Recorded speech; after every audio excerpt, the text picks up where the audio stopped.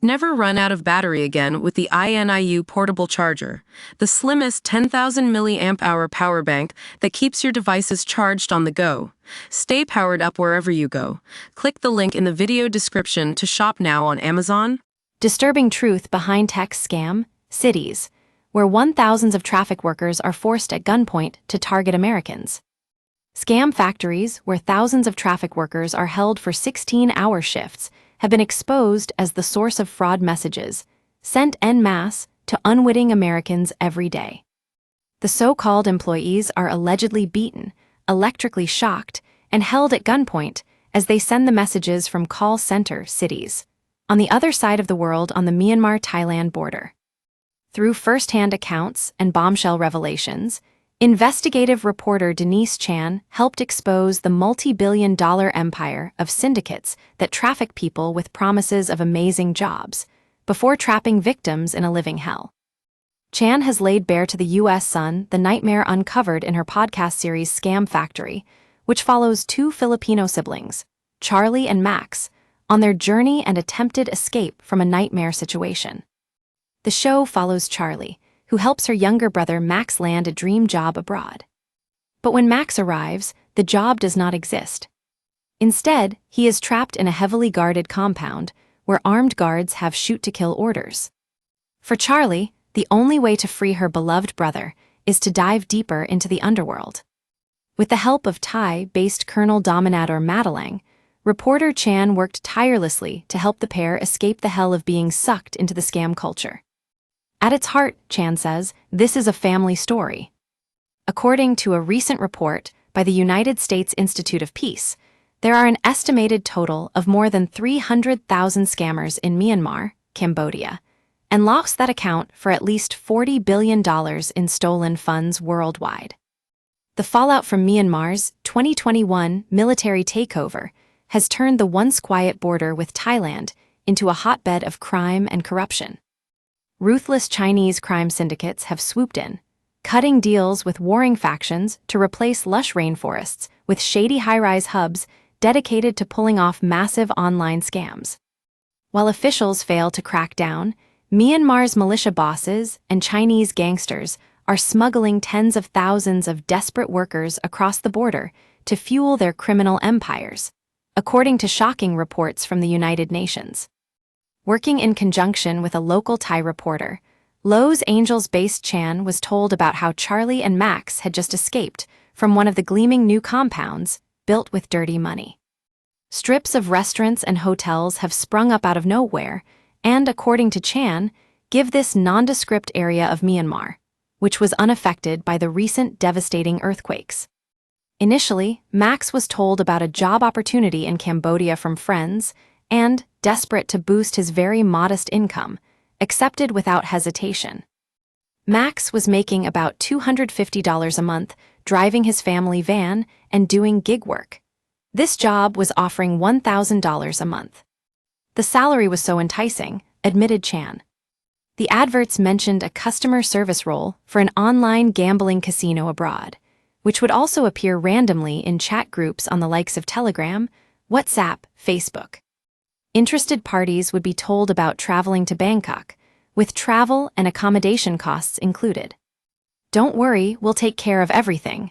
We'll post you up and then we'll get you to the compound, the scammers tell their targets. As the unwitting employees head onto the bus, they are driven to the border and taken on a boat across the river to Myanmar. The drivers play dumb, stressing they don't speak the same language, Chan explained. As the magical mystery tour deepens, worried texts are exchanged with the recruiters. The answers would come back with fake reassurance. At that point, they don't really have any other options, stressed Chan. They just have to trust what they're being told and go along with it. That's how many of them end up in these compounds.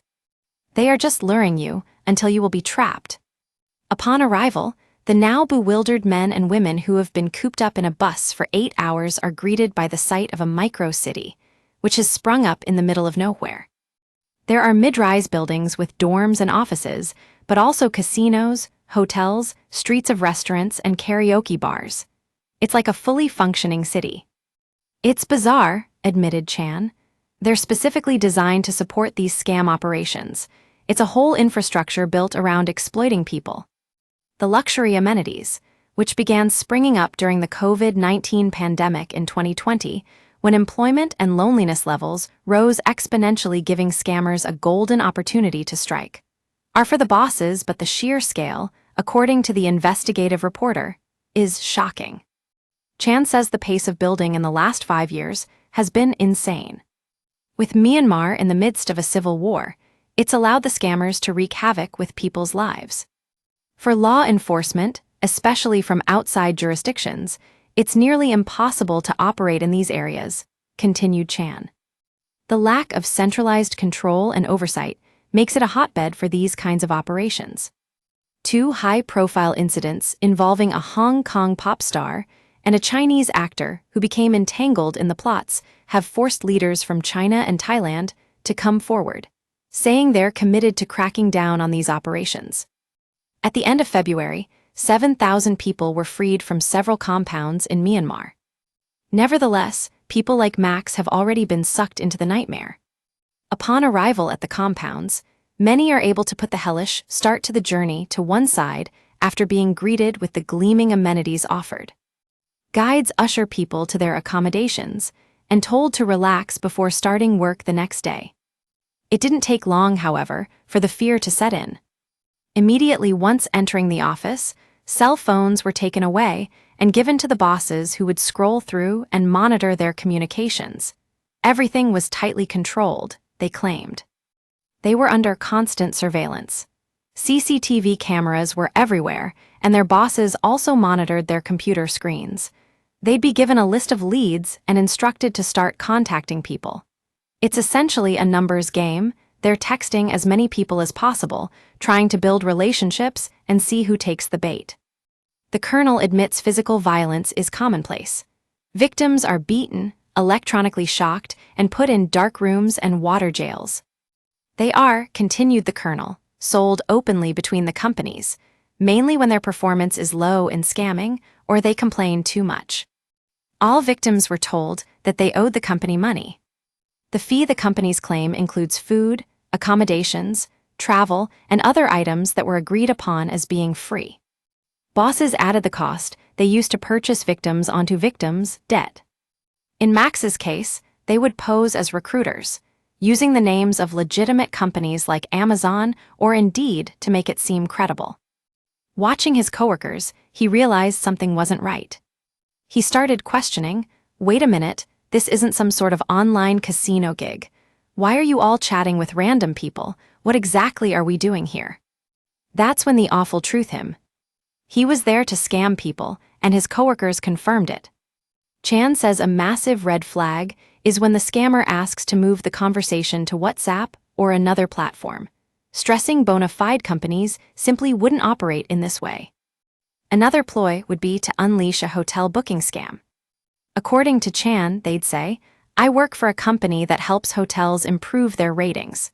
All you need to do is rate some hotels, and we'll pay you a commission. At first, it's straightforward. But as the interaction progresses, people at the other end of the line are asked to put in money to continue. For example, explains Chan, they'll say, to rate more hotels you need to book one. Don't worry, we'll reimburse you and pay you a 15% bonus. They'll often recreate a legitimate-looking website to make it seem real, but it's all made up, she added. Another red flag is when they ask to set up a cryptocurrency account for payments. Crypto is hard to trace, which is why scammers love using it, said Chan. It might start small, like $20, but then it escalates to $100, $500, and so on. The scary and manipulative part is how they build trust. The scammers are trained to make victims feel like they're on their side. If someone says they are unable to afford the amount asked for, the scammer might respond, how much do you have? I'll help you by putting in some of my own money. It's all part of the sick script to keep the victim engaged in what has become a billion-dollar industry. Max told Chan his team's daily quota was $25,000. With 13 people on the team, that's about $2,000 per person every day. That, however, is just one team in one company. Some compounds have hundreds of people working across multiple floors. If quotas aren't met, Overtime might be dished out or meal cards confiscated.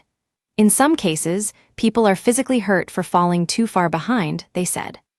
For Max and Jane, their target audience was in New Zealand, where night shifts matched the time zone.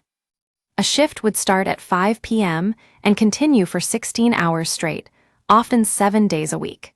The bosses would only give employees 1 or 2 days off a week. Once he got into the office, he knew something was off. His coworkers and bosses told him straight up, "This is your job now, you have to do it whether you want to or not," revealed Chan. The cruel bosses made it clear that armed guards were stationed everywhere, with shoot-to-kill orders. The environment, says Chan, was incredibly aggressive and intimidating. Max wanted to escape, but with the compound surrounded by armed guards, barbed wire, and gates, it was hugely problematic. That is when his sister, Charlie, becomes involved and with the help of the Colonel, is able to save him from the nightmare. While podcast series like Scam Factories are able to shed light on the troubling rise of the companies, some of whom are able to make upwards of $400,000 a week, a serious crackdown remains in its infancy. Speaking to the U.S. Sun via email, the Colonel admitted the scamming operations are continuing to dupe thousands of people, many of whom are still working. When I asked them how many remained, they told me it was a greater number than those who opted to be rescued, he said. In fact, while the rescue operation is ongoing, we are also receiving information that they continue recruiting, and there were individuals who managed to come to the scamming compounds, but it is not yet clear how they were able to be sneaked into the Thailand-Myanmar border. He wants the authorities to show political will among the affected countries who have the power to stop the operations at source. But fears remain that unsuspecting victims in the United States remain a firm target. What was once a regional crime has now become a global trafficking crisis with millions of victims. The syndicate conduct their scamming activities with no borders, continued the Colonel. The United States is the main scamming target of these syndicates. He warns against engaging with any strangers who send messages of job offers. If the promises are too good to be true, then it is a red flag and 100% a scam, warned the Colonel. If the recruiter tells the job seeker that all expenses will be provided, including travel expenses with advance salary offer, then it is a scam. They are just luring you until you will be trapped.